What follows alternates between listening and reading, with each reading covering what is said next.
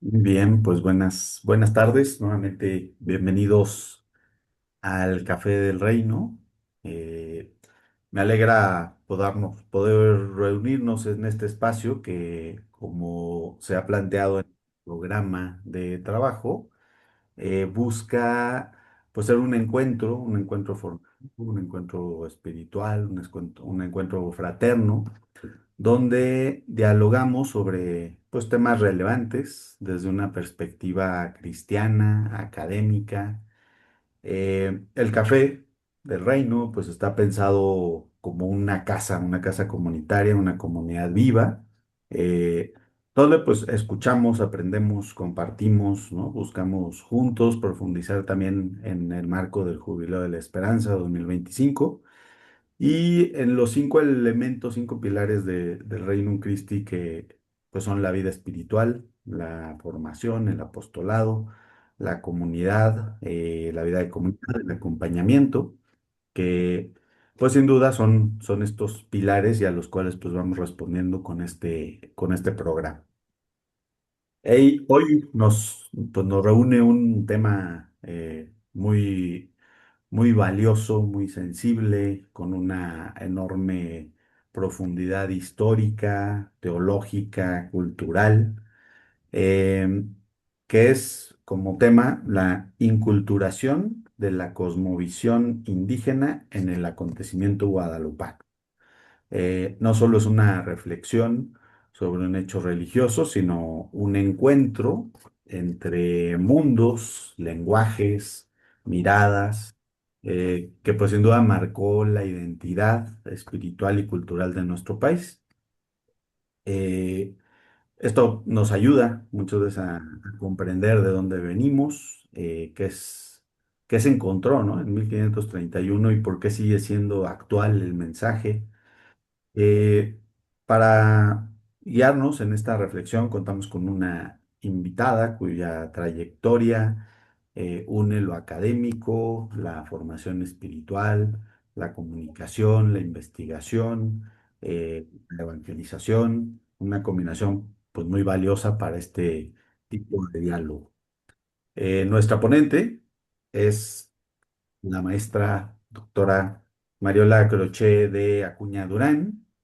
eh, Ella es licenciada en Comunicación Audiovisual por la Universidad Francisco de Vitoria, donde además dirigió el área de actividades culturales, realizó estudios de maestría en filosofía, cursos doctorales en la Universidad Complutense, donde presentó una tesina doctoral titulada Manipulación y lenguaje en periodismo.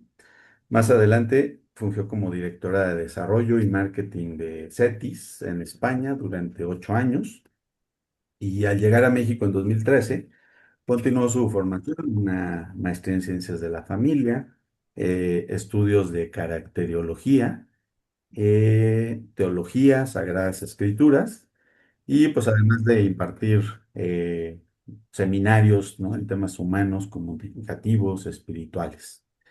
Hace 2 años, ella inició una investigación profunda sobre el acontecimiento guadalupano, formándose con el canónigo Eduardo Chávez, máxima autoridad en este tema, así como en fuentes primigenias y exégesis bíblica.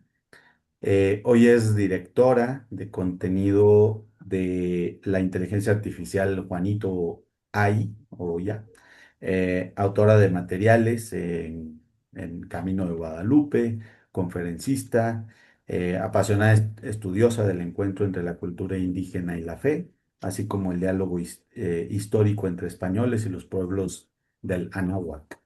Eh, Mariola además es cantante, actriz de musicales, dirige un coro infantil y como ella misma lo dice, pues su vocación más profunda es ser esposa, madre y miembro del Reino Christi desde hace 26 años.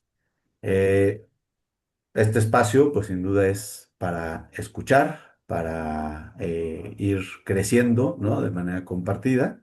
Después de la exposición, como siempre lo hemos hecho, pues tendremos un espacio dedicado a preguntas, ¿no? Aportaciones, eh, pero pues en este momento ya sería tiempo para escucharla.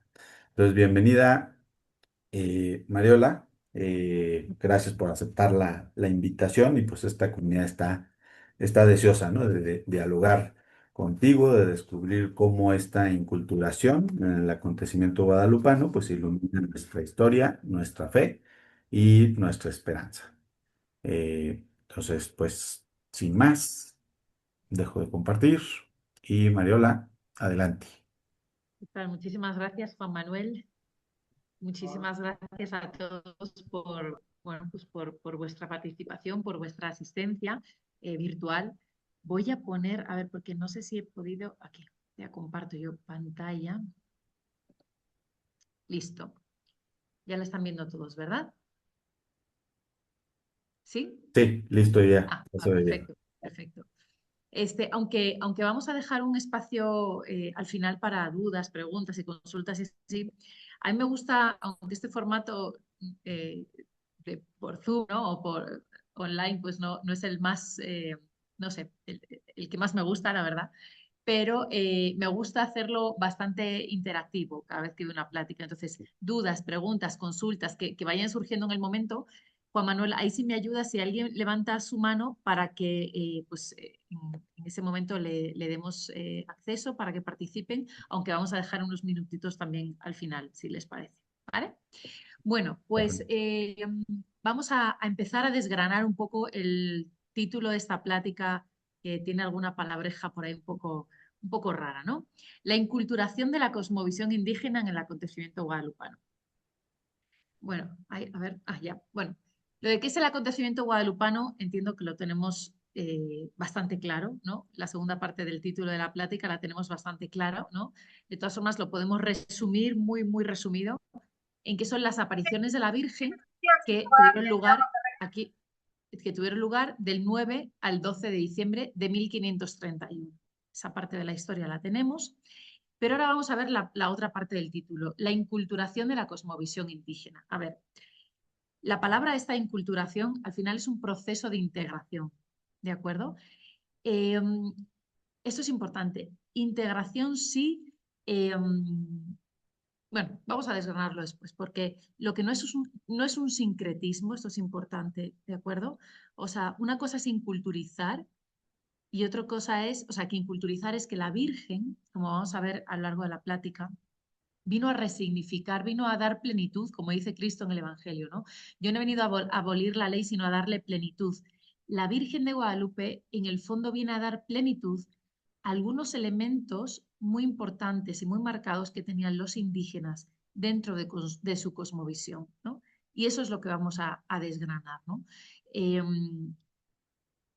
entonces, la Virgen se aparece a Juan Diego, que lo que es Juan Diego es un converso, luego vamos a analizar un poquito cómo es el perfil de Juan Diego, pero Juan Diego, aunque es converso y ya está bautizado, ya ha hecho la comunión, ya ha recibido el sacramento del matrimonio, cuando la Virgen se le aparece, es uno de los primeros conversos, en el fondo es un indígena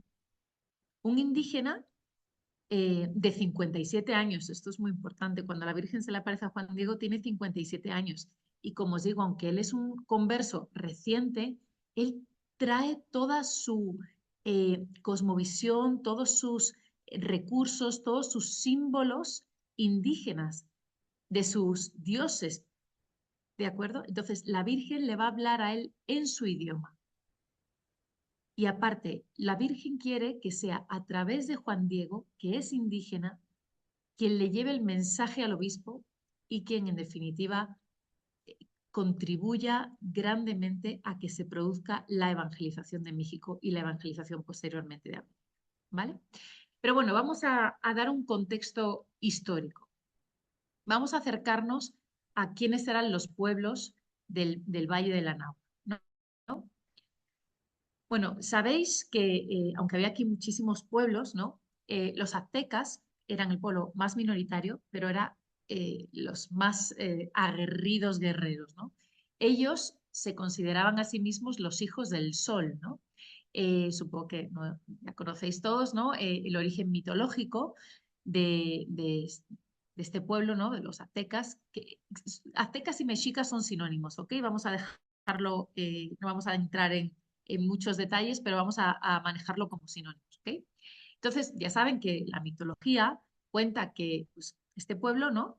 Eh, venía, ¿no? De una zona mitológica, porque no está concretada en el mapa, de Aztlán, ¿no? Venían peregrinando ahí porque su dios supremo, que era el dios del sol y de la guerra, Huitzilopochtli, les había ordenado, ¿no? Esto lo traían en sus leyendas, en sus mitos, les había ordenado que tenían que peregrinar hasta encontrar un espacio en el que hubiera un águila, ¿no? Esto lo sabemos todos, un águila devorando una serpiente parada sobre un nopal, ¿no? Y después de mucho tiempo de peregrinar, pues esto lo encuentran pues en el actual Zócalo, ¿no? Ahí en lo que luego fundarán como México Tenochtitlan en 1325, ¿ok? El águila vamos a ver que a la hora de resignificar va a ser un tema muy interesante, porque para los indígenas el águila era un animal muy, muy, muy importante en su relación con Dios. Y esto también lo va a resignificar la Virgen de Guadalupe, ¿ok?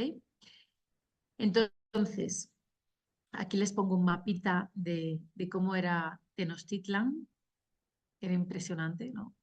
De hecho, Cortés cuando llega o sea, se queda alucinado, ¿no? Porque era la ciudad más... Luego, ¿no? Cuando ya formó parte todo México de la Nueva España, Tenochtitlan, México Tenochtitlan llegó a ser la ciudad más grande del Imperio Español, ¿de acuerdo? Porque esto era parte del Imperio Español, esto no era una colonia, o sea, nunca se entendió esto como colonias. Pero bueno, vamos a acercarnos un poquito más a los aztecas.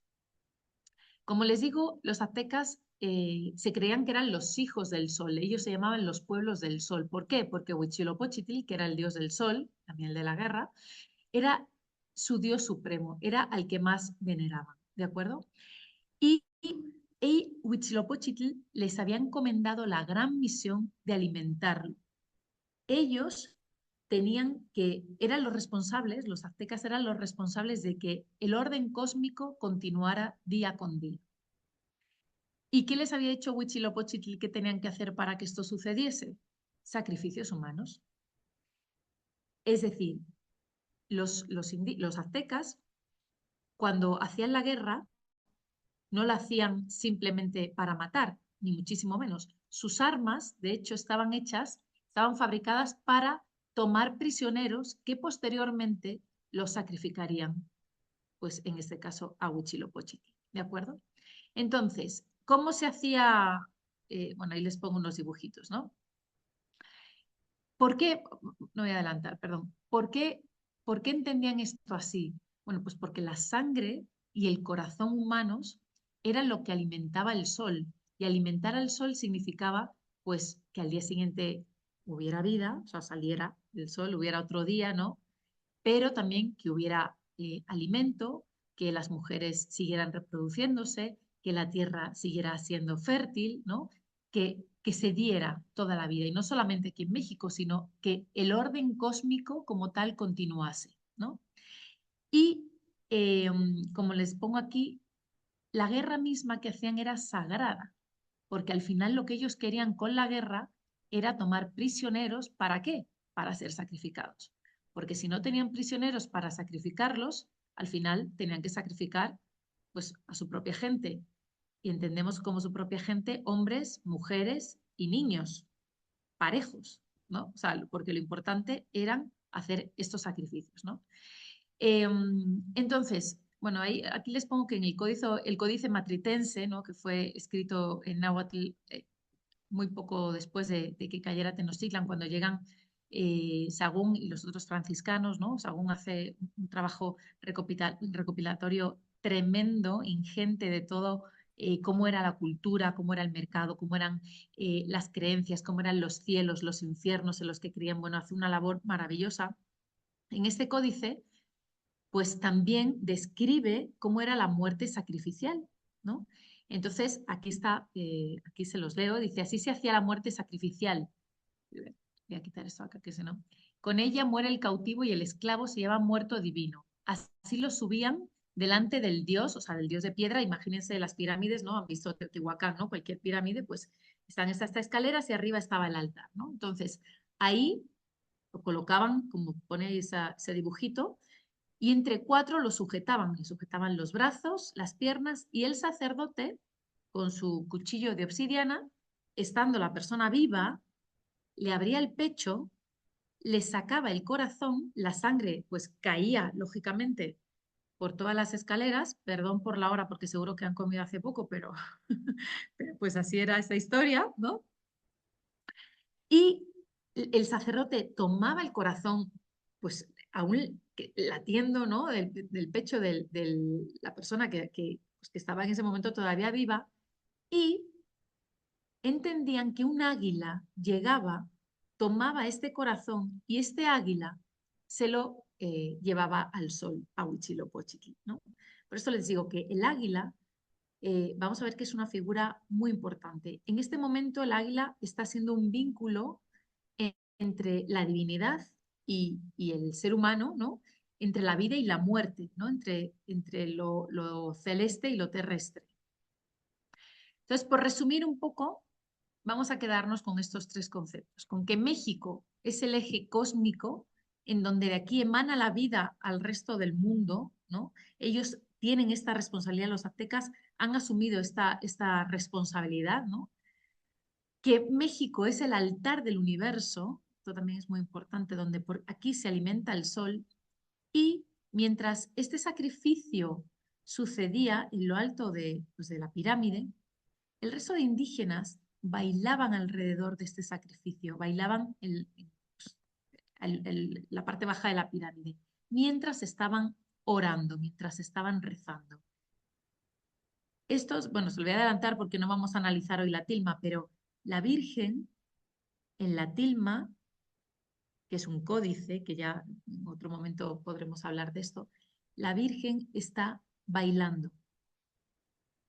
La Virgen tiene adelantado su pie en paso de danza con la rodilla doblada y las manos así. Y esto, que para nosotros los occidentales, juntar las manos, es verdad que es símbolo de, pues, de estar en oración, pero eso también lo hacían los indígenas.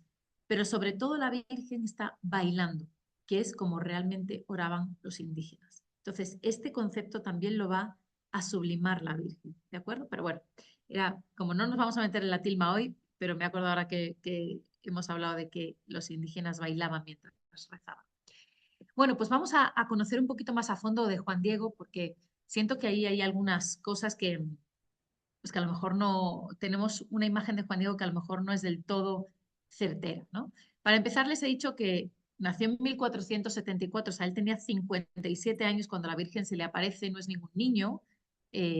Otra cosa es que tenemos esta imagen de Juan Diego porque la Virgen se dirige a él diciéndole Juan Dieguito, mi chiquito, ¿no? El más pequeño de mis hijos.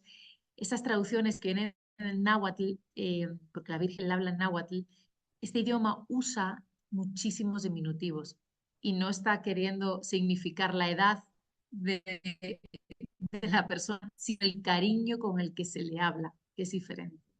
¿De acuerdo? Porque ya os digo que este es un señor de 57 años, que vivía en Cuautitlán, ¿de acuerdo? Que en aquella época formaba parte del reino de Texcoco. Otra lanza a favor de Juan Diego es que él no era pobre, porque como luego en la segunda parte tenemos dos escritos, ¿no? Que recogen lo que sucedió en las apariciones y después de las apariciones. El Nican Mopowa, que es el texto donde quedan recogidas las apariciones, y lo que sucede inmediatamente después está recogido en otro texto que se llama Nican Motepana. Ahí vienen recogidos los milagros y lo que sucede hasta que muere Juan Diego. En esa parte, en ese segundo texto, se explica que cuando después ya de que se le construye la casita sagrada, ¿no?, a la Virgen, Juan Diego quiere permanecer cerca de la Virgen y le pide al obispo que él quiere barrer el templo. Esto, aunque no se los cuento también, barrer el templo era un acto sumamente importante para los indígenas. El único que barría el templo mayor era Moctezuma. El emperador era el que barría el templo mayor. Entonces, esta cosmovisión la tiene Juan Diego, aunque es cristiano converso, pero él quiere barrer el templo en el que está la Virgen. Y por eso le dice al obispo que por favor le construya pues algo, una habitación, una casita muy sencilla al lado de la casita sagrada, porque él quiere permanecer ahí.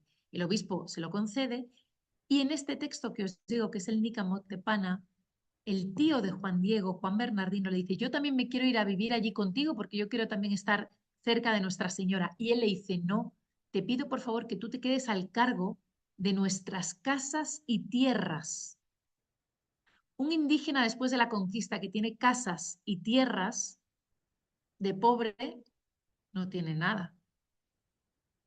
Otra cosa es que él renuncie a todo eso y viva en humildad. Es más valioso renunciar cuando se tiene, ¿no? Que no tener directamente, ¿no? Entonces, él, por eso, pero él ni era pobre, ¿no? O sea, no era pobre paupérrimo, ¿no? Y la humildad a la que se refiere en el Nika Mupowa era esta humildad y esta sencillez de corazón. ¿De acuerdo? Esto es importante que nos quedemos con estos dos conceptos, ¿ok? Porque, como os digo, tener tierras y casas en el reino de Texcoco no era cualquier cosa, ¿vale? Bueno, pues aquí por conocer un poquito más a Juan Diego, él, eh, él junto con su tío Juan Bernardino y su esposa María Lucía fueron seguramente uno de los primeros bautizados, de los primeros conversos. Los franciscanos que vienen con la misión de evangelizar en 1524, son 12 franciscanos, ¿no? Y empiezan muy lentamente a predicar, o sea, bueno, a predicar y se producen conversiones muy a cuentagotas. ¿Por qué? Pues porque, voy a adelantar un poquito y luego les cuento aquí una cosa. Bueno, porque en estos 10 años, de 1521 a 1531, ¿qué ha sucedido? Ha sucedido que ha caído Tenochtitlan en 1521 y que los franciscanos, bueno, y los conquistadores de Hernán Cortés, que era profundamente mariano, eh, han arrasado con los dioses de piedra. Claro que sí, no con su cultura, esto es muy importante, no se arrasa con su cultura porque si no hoy no sabremos nada, hoy no existiría el náhuatl, no existiría todo y tenemos todo recogido gracias a Dios y a Fray Bernardino de Sagún, entre otros muchos. No terminan con la cultura, terminan con su religión, claro que sí. ¿Y por qué? Por dos cosas. Cuando llegan aquí los españoles y luego los franciscanos y ven estos sacrificios que les he comentado, lo primero que piensan, y así está por escrito recogido, es que estos son ritos satánicos. Por supuesto que piensan eso. O sea, nosotros ahora vamos a Teotihuacán y vemos qué pirámides tan bonitas, ¿no? O sea, que limpio todo. Pero imagínense eso con lo que les he contado hace un momento. Sacrificios humanos constantes. Entonces, claro que llegan, claro que ven cadáveres de niños, mujeres y hombres y dicen, ¿pero esto qué es? Y no solamente es que ven los cadáveres, es que ven cómo se practican los sacrificios, ¿no? Entonces, claro que quieren abolir esto, porque obviamente eso no puede ser, no se puede permitir, ¿no? A los ojos no solamente de la fe, sino pues a los ojos del derecho natural, ¿no? Entonces, de hecho, Hernán Cortés es una de las primeras cosas que le pide a Moctezuma que termine con los sacrificios humanos. Y claro que no quiere, o sea, porque, o sea, una cosa es lo que vemos o lo que ven ellos con sus ojos de fe, ¿no? Del cristianismo, y otra cosa son los ojos de los indígenas, que dicen, es que si yo no hago estos sacrificios humanos, mañana no sale el sol. Es que se acaba el universo. Esto lo tenemos que, o sea, este es el gran choque. ¿De acuerdo? ¿Y qué sucede? Pues que, claro, que tratan de abolirlos, ¿no? Y sobre todo ya cuando muere Moctezuma y cuando ya cae Tenochtitlan y en estos 10 años primeros de evangelización antes de que se aparece la Virgen, eh, se lucha, se trata de erradicar completamente estos sacrificios humanos, pero ¿qué pasa con el ánimo y con el espíritu de los indígenas? Que se sienten profundamente engañados por sus dioses, porque ya no hay sacrificios humanos. ¿Y qué pasa? Pues que el sol sigue saliendo. Huitzilopochtli el sol al que le llevamos cientos de años haciendo sacrificios humanos y todo lo que significaba vertebrar su vida, su conciencia, su sociedad, sus tradiciones, o sea, todo estaba vertebrado por esto. Y de repente, ¿qué pasa? Nada,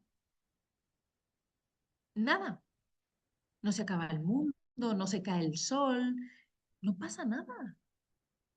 Y a la vez, los franciscanos, que vienen expresamente a evangelizar a partir de 1524, les hablan de una fe que para ellos no tiene raíz, no tiene profundidad, ¿no? No, o sea, para los indígenas, lo, todo lo que tenía, todo lo verdadero tenía que estar enraizado, ¿no? O sea, tenía que tener raíz. Y eso también está asumido en la tilma, en el códice que es la tilma de la imagen de la Virgen. Pero bueno, entonces, muchos indígenas preferían suicidarse a acoger la nueva fe.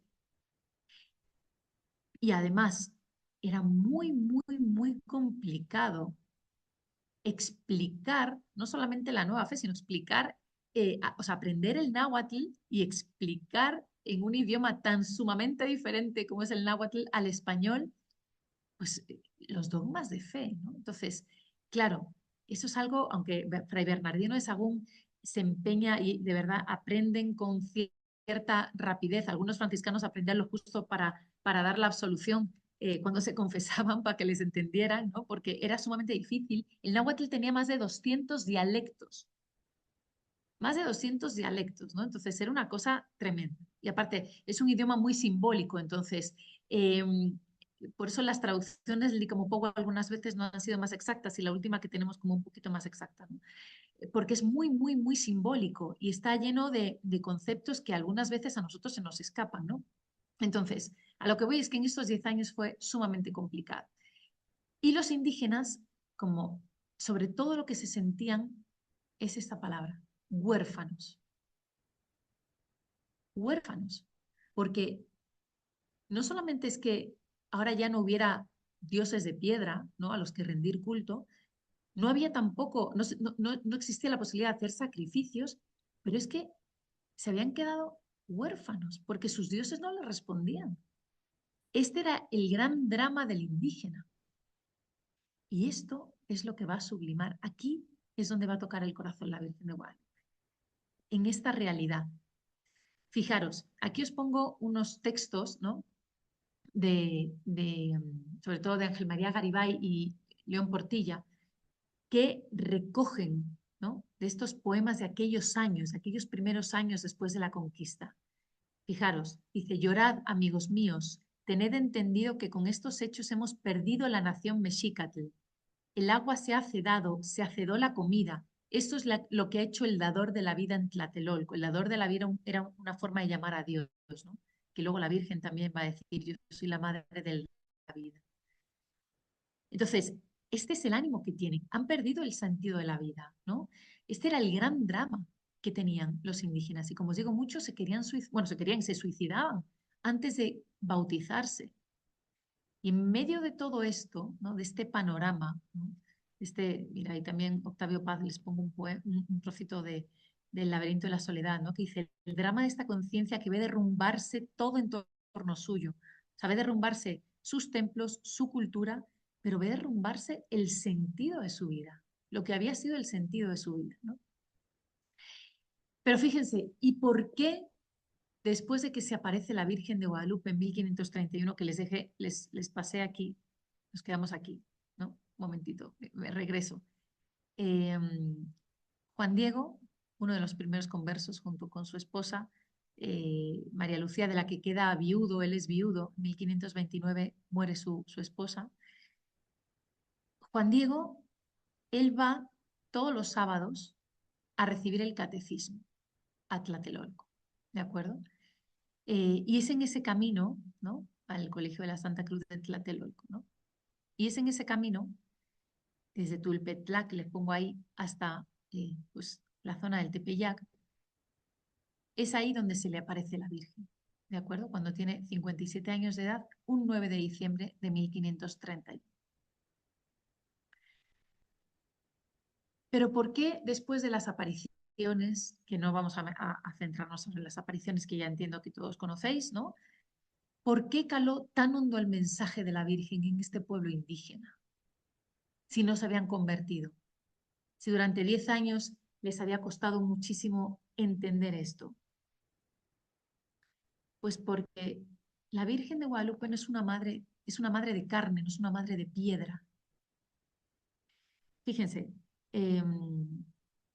la Virgen, las primeras palabras del Nicamopowa que les pongo aquí, cuando se le aparece a Juan Diego le dice, bueno, les voy a leer todo para que entiendan el concepto. Le dice, sábelo, ten por cierto, hijo mío, el más pequeño lo traduce, la palabra náhuatl hay que traducirla por socoyotito, que aún en algunos pueblos todavía se sigue utilizando, mi consentidito, mi chiquito. Eso es lo que le está diciendo a Juan Diego. Que yo soy en verdad la perfecta siempre Virgen Santa María, estoy en las últimas líneas, que tengo el honor y la dicha de ser madre del verdaderísimo Dios por quien se vive, el creador de las personas, el dueño de la cercanía y de la inmediación, el dueño del cielo, el dueño de la tierra. Mucho quiero, mucho deseo que aquí levanten mi casita sagrada. Y sigue diciendo, en donde lo mostraré, lo ensalzaré al ponerlo de manifiesto. Lo entregaré a las gentes en todo mi amor personal, a Él que es mi mirada compasiva, a Él que es mi auxilio, a Él que es mi salvación. Porque en verdad yo me honro en ser tu madre compasiva. Tuya, vamos a quedarnos aquí. Primero, la casita sagrada que le está pidiendo a Juan Diego es para poner de manifiesto a Él que es Jesucristo. ¿Ok? Ese es el primer mensaje. Y segundo mensaje, y es por esto por lo que estoy uniendo el por qué caló tan hondo el mensaje de la Virgen de Guadalupe en el pueblo indígena. Porque dice la Virgen que ella es madre tuya, le está diciendo a Juan Diego, y de todos los hombres que vivís juntos en esta tierra. Los aztecas y todos los demás pueblos que estaban enfrentados y que se unieron a Cortés para derrocar a los aztecas. Y también de todas las demás variedades estirpes de hombres, los que me amen, los que me llamen, los que me busquen, los que confíen en mí. Y dice la Virgen que en esa casita sagrada escucharé su llanto, su tristeza, para remediar, para curar todas sus diferentes penas, sus miserias, sus dolores.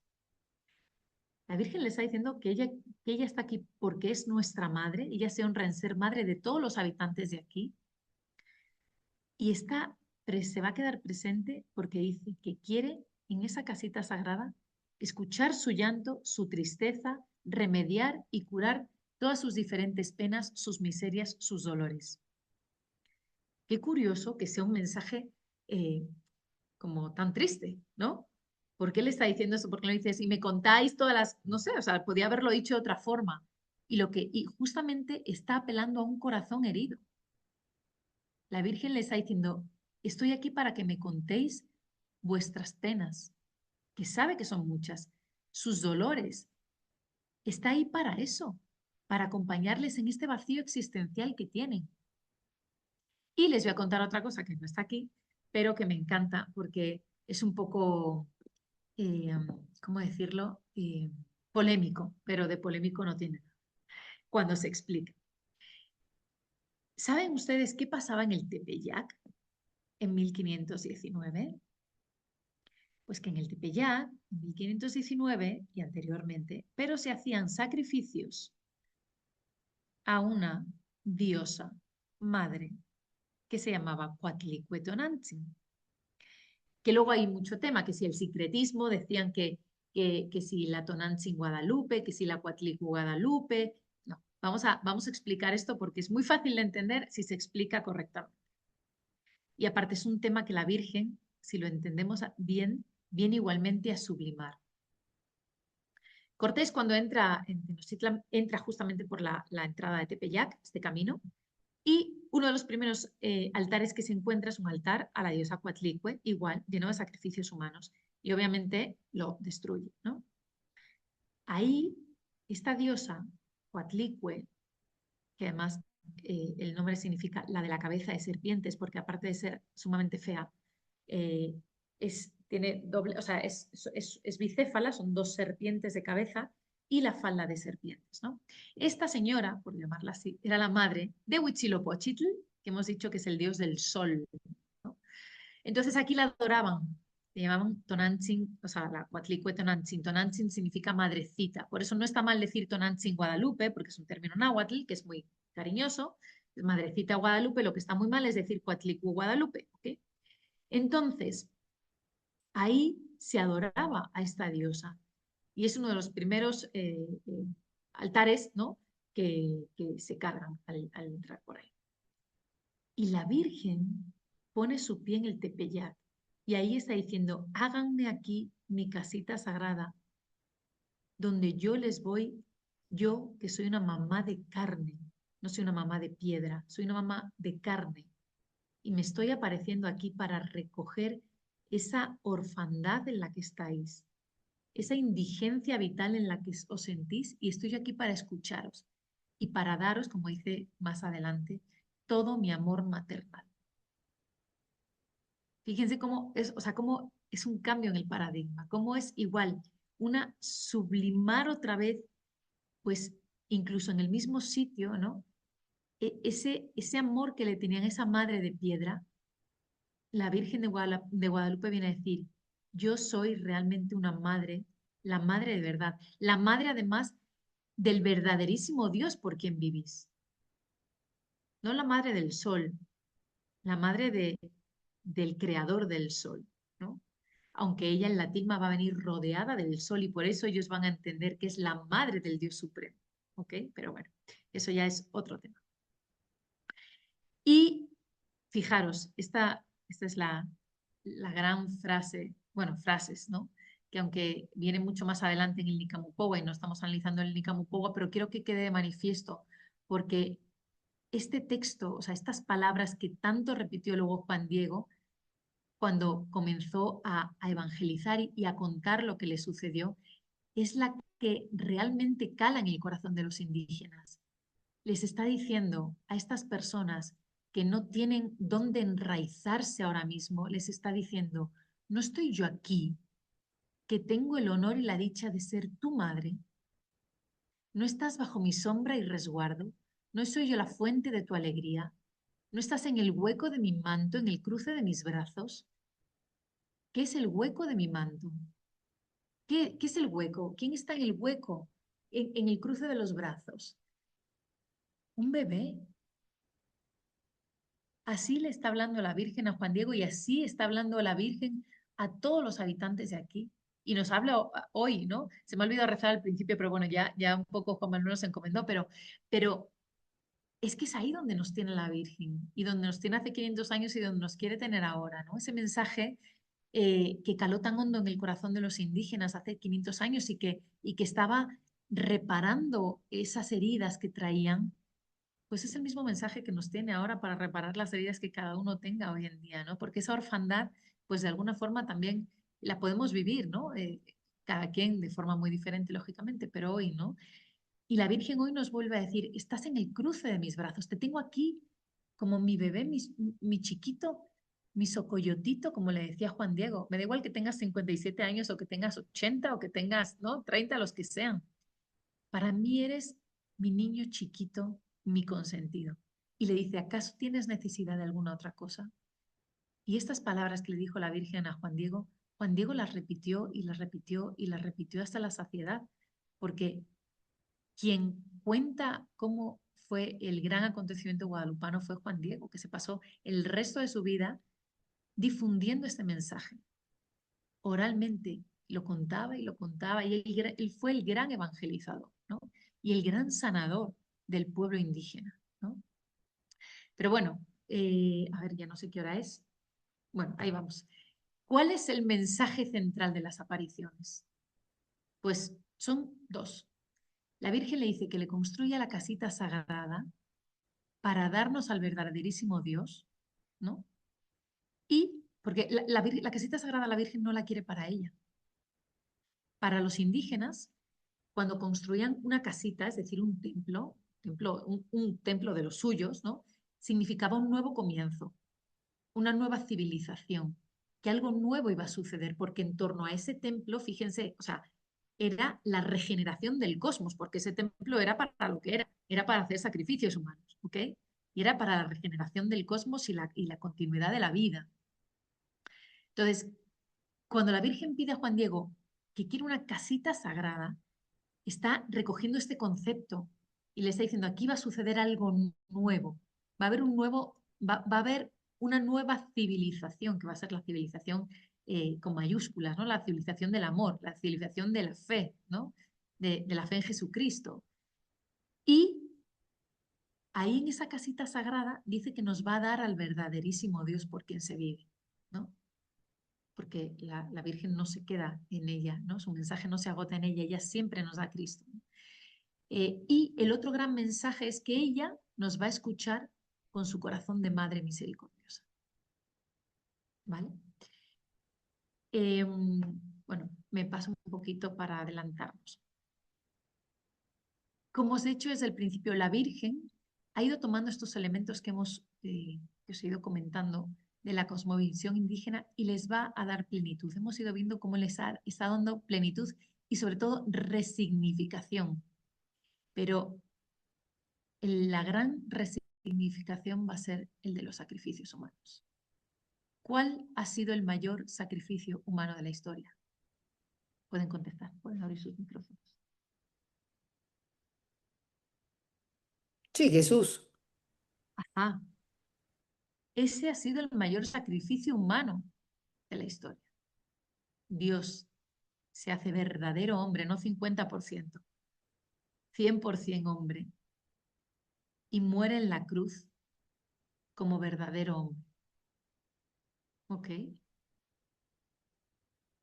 Ese sacrificio es infinitamente más grave que los sacrificios que se hacían, por muy, eh, no sé, por muy sangriento que nos pareciera lo que os describí antes, este es el gran sacrificio, en todos los niveles.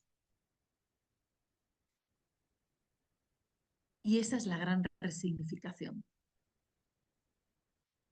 La Virgen, aquí os pongo un poco la tilma para referirnos un poquito, ¿no?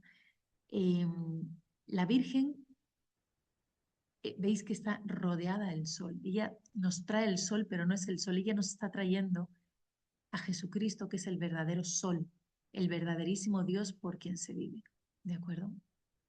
Y nos está diciendo que ella, en esa casita sagrada, nos lo va a dar para que los indígenas todos lo podamos adorar, pero sobre todo podamos tener la vida en abundancia.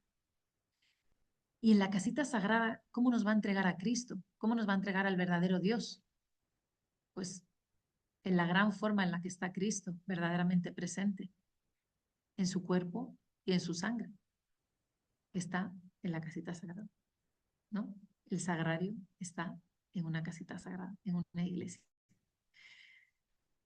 Pues esta es la gran resignificación. Quien come mi carne y bebe mi sangre tiene vida eterna. Esto Jesús lo dice estando vivo.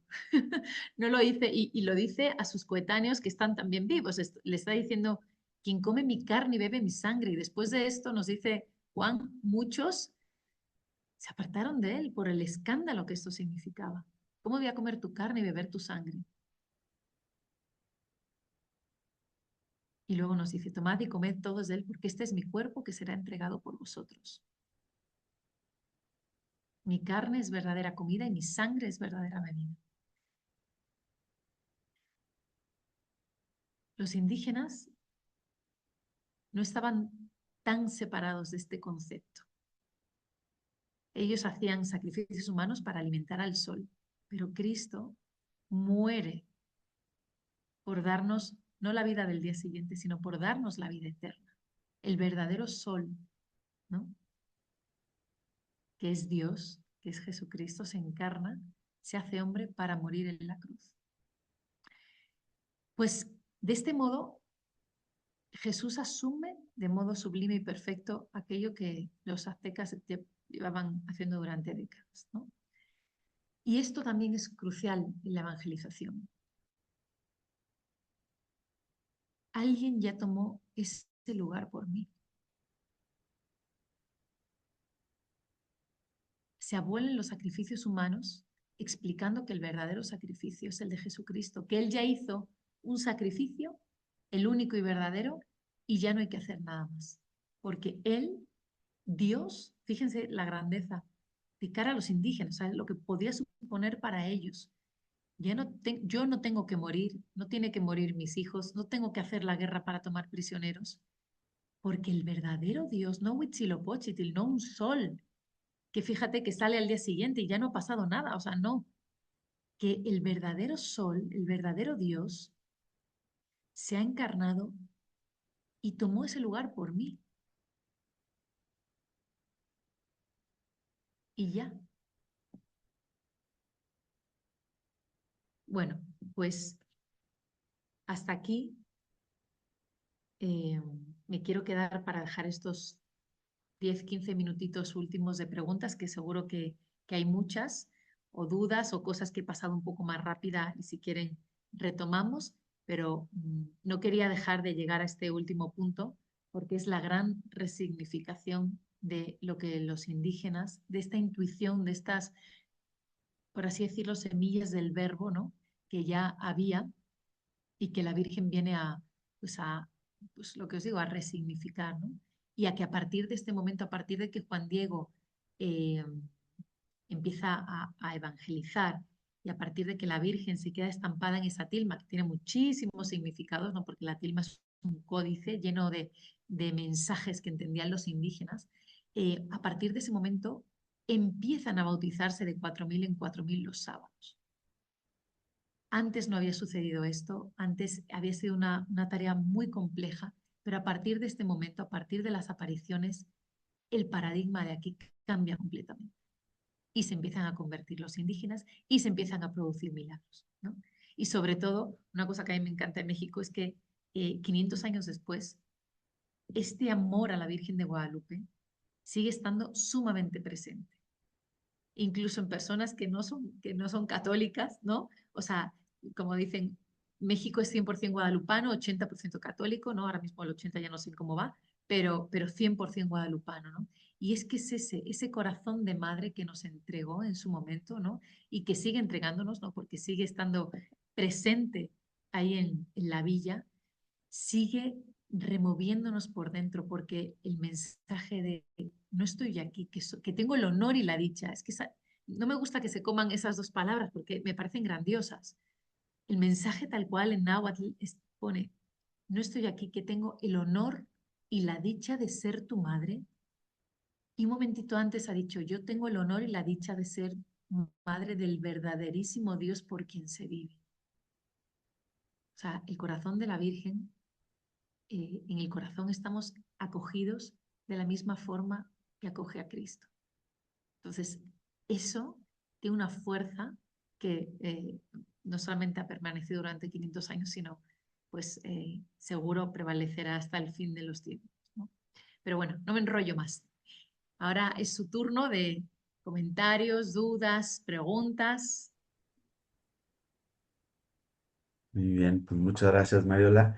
Si alguien quiere hacer la pregunta directamente, si les parece, vamos levantando la mano. Por aquí hay una pregunta de el doctor Ricardo Morales. Doctor, ¿andas por ahí para formular tú mismo tu pregunta? ¿Por qué crees que, digo, ya lo dijiste hace un momento, un poco lo abordaste, ¿por qué crees que se da el fenómeno de que hay personas alejadas de la fe o incluso personas que ni católicas son, pero Ajá. justo, como has dicho, se definen como guadalupanas? Pues mira, o sea, digo, eso, o sea, teológicamente es una contradicción, ¿no?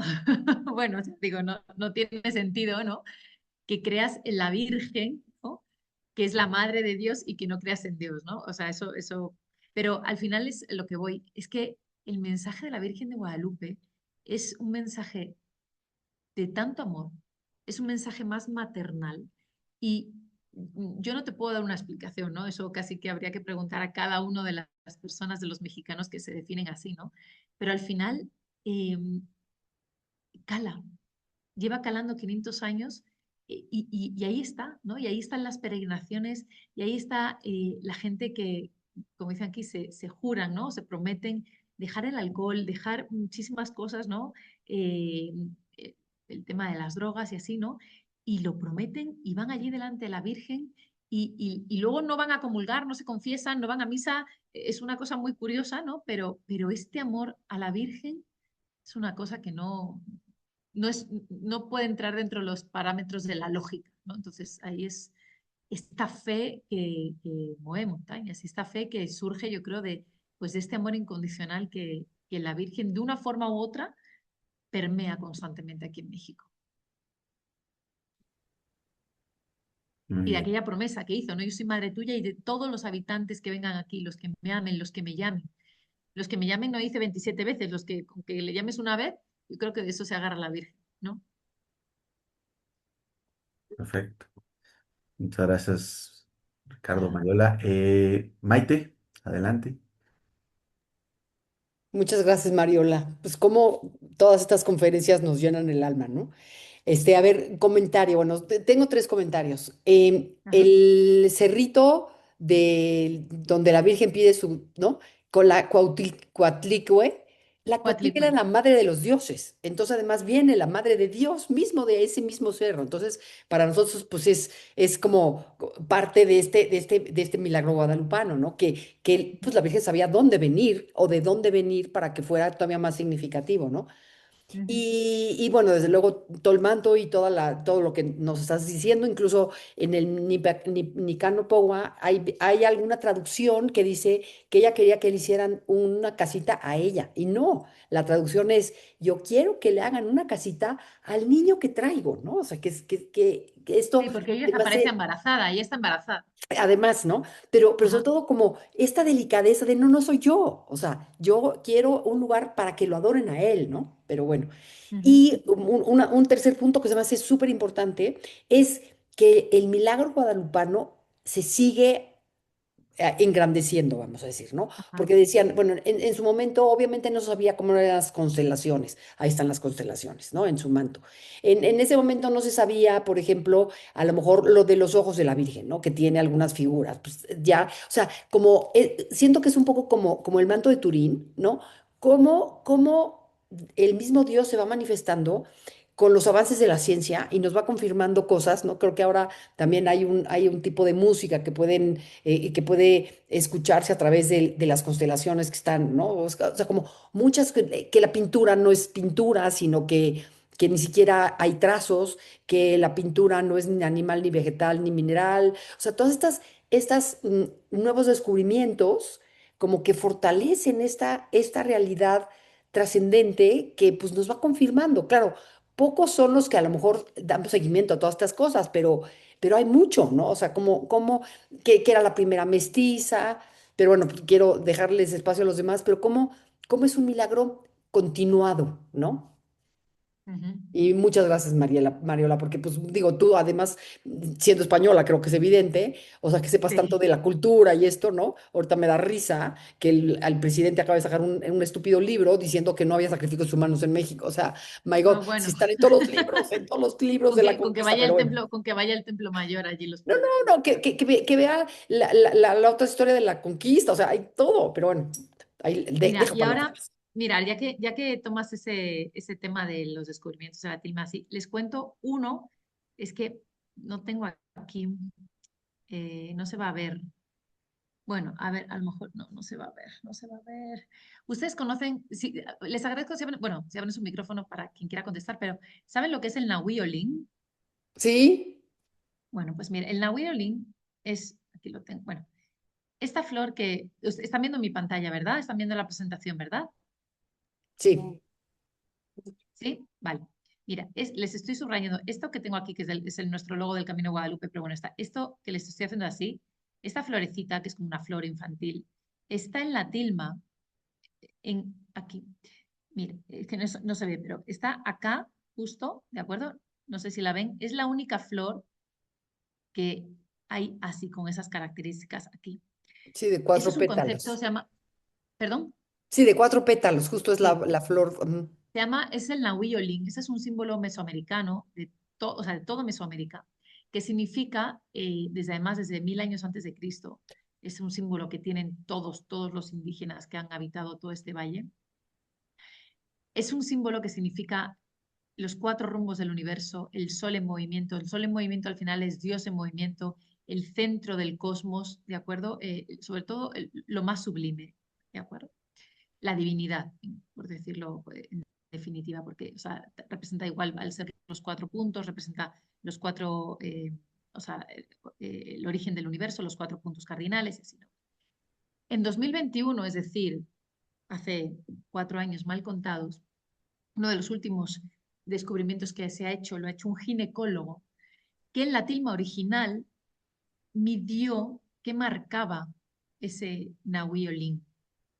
Y él, que es ginecólogo, descubrió que el Nahui Olin está situado justamente donde se escucharía el latido fetal en un bebé de 9 meses. La Virgen está embarazada de 9 meses.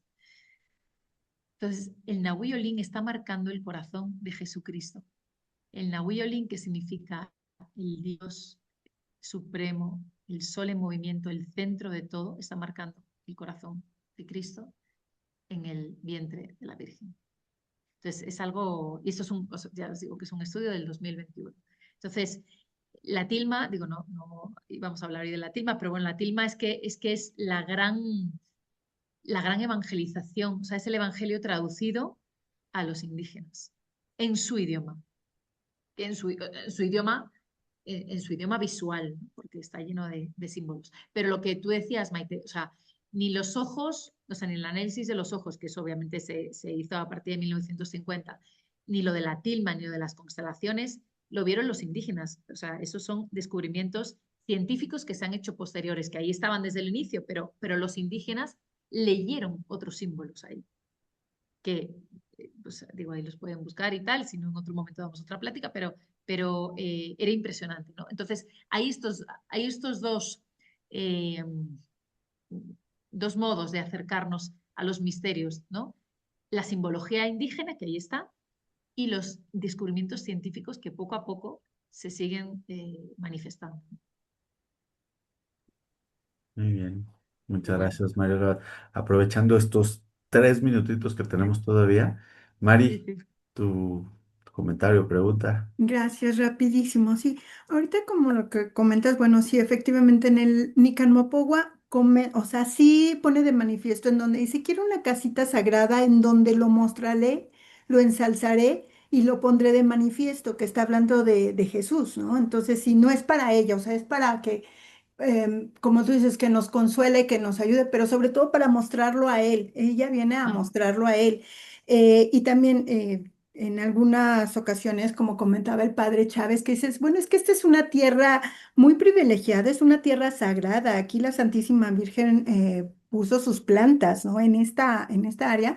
Y a mí me conmueve mucho cómo entra la gente efectivamente a dar gracias, lo que tú quieras, pero entra de rodillas, efectivamente. O sea, si tuviéramos la conciencia de decir, estoy pisando una tierra muy especial, y te conmueve ver cómo entran de rodillas, a lo mejor ya desgastados y todo, pero sí están conscientes de eso y a lo mejor como tú dices, no comulgan, no se confiesan nada, pero van con esa convicción y con ese amor y con esos deseos de arrancarle las gracias a nuestro Señor por medio de María Santísima que conmueve. Y mm, finalmente lo que comentas ahorita de la flor que es que es la presencia de Cristo, bueno, la manifestación. El padre Chávez comenta, efectivamente, es una mujer que está, bueno, es la Santísima Virgen que está a punto de dar a luz y es el 12 de diciembre, 10 días para que nazca Jesús, que es el 24. Él comenta que son 10 días porque en el calendario gregoriano, al momento de hacer, bueno, ya los meses y todo, hay un desfase, no sé si de 2 o 3 días. no, Entonces, de 10 días. de 10 Por días, eso bueno, algo justo, no, así. es que justo, Entonces, sí, o sea, por ejemplo, adelante. No, tú sí, dime.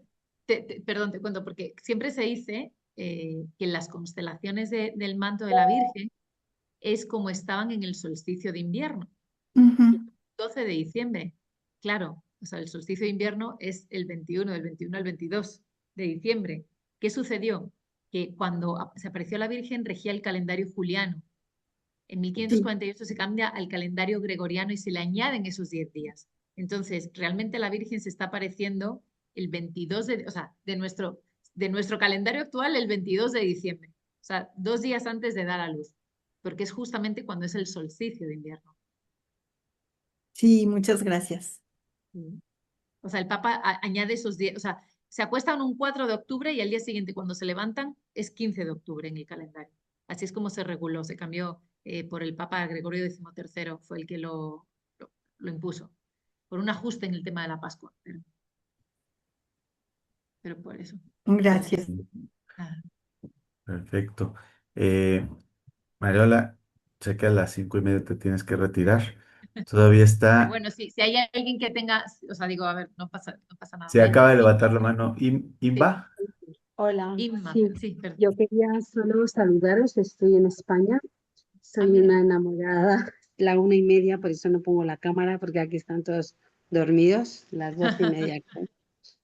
Daros la enhorabuena, soy una amante de la Virgen de Guadalupe, creo que ahora mismo la Virgen de Guadalupe viene a Europa para otra vez rescatar por todos los sacrificios humanos que hacemos con el aborto, o sea, con la gente que aborta. Em, bueno, solamente darte las gracias. Me encanta el Padre Chávez, me he formado mucho con él porque estoy con el apostolado del manto de la Virgen de Guadalupe. Y nada, que todo lo que hables es reforzar más en extender pues el amor de Dios al final, ¿no? Lo que me enamora a mí de la Virgen de Guadalupe, que me dicen aquí en España que tenéis tantas vírgenes como la del Carmen, el Pilar, la Inmaculada, todas ellas, ¿por qué eliges la Virgen de Guadalupe si ni siquiera has ido a México? Y digo, es que la Virgen de Guadalupe viene con Cristo mismo en el vientre y viene otra vez a darnos ese toque de amor, de decir, es que estáis como en 1530, o sea, no habéis evolucionado en nada, volvéis otra vez a caer y a caer. Entonces esa es la expansión de nosotras como cristianos, ¿no? De el amor de Dios a través de la Virgen de Guadalupe. Me parece una pasada, así que enhorabuena, me ha encantado la charla y me voy a dormir. Gracias, Inma, que descanses y gracias por Un conectarte a estas besazo, horas. un besazo, gracias. Eso, chao, bye. gracias, Imba. Pues muchísimas gracias, Mariola, nuevamente por tu tiempo, por la disponibilidad para dar esta plática. Creo que nos vamos con muchas reflexiones, con muchos aprendizajes. Eh, y pues eso, que estamos aquí también a tus órdenes. Este es un espacio, ¿no? Donde solemos tener este tipo de reflexiones y pues invitadísima para otras ocasiones. Perfecto, pues muchísimas gracias a todos y nada, felicidades por este maravilloso apostolado que tenéis. Un aplauso verdaderamente. Muchísimas Ah, gracias. a ustedes, que sigan difundiendo este amor a la Virgen de Guadalupe. Gracias. Muchísimas gracias. A Nos ustedes. vemos. Gracias Bye. por todo. Hasta Chao. luego. Gracias. Bye.